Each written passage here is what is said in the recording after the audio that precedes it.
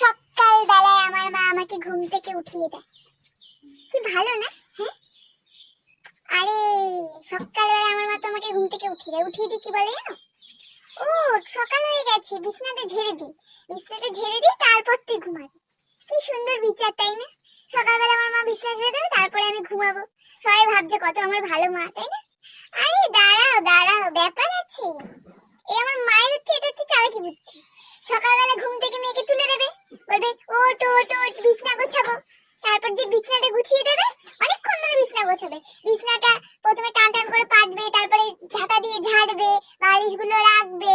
তারপরে প্রথমে শুতে দেবে না, তারপরে ঘরটা ঝাড়বে, ঝেড়ে বলে তুই আয় এসে শো। তাতে অনেকক্ষণ টাইম লাগবে, ততক্ষণ আমার ঘুমটা একদম স্বর্গে চলে যাবে। ঠিক আছে, ঘুম আর আসবে না আমার।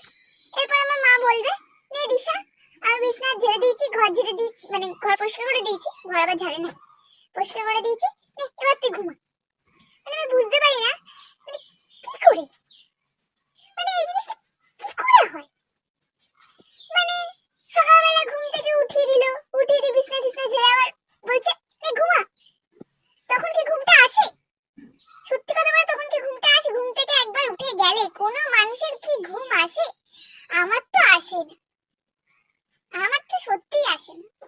কিন্তু আমার মা বলে, বিছানা ঝেড়ে দিয়ে বলে নে এবার তুই ঘুমা, যত পারিস তত ঘুমা। মানে আমার মা তো জানে এরপরে আমার মেয়ে আর ঘুমাতে পারবে না। আমি 12টা বাজিয়ে দিয়েছি ঘুমে। এমনি মুখ রক্ষার জন্য বলি, আমার মেয়ে অনেক অনেক ভালো ভাববে।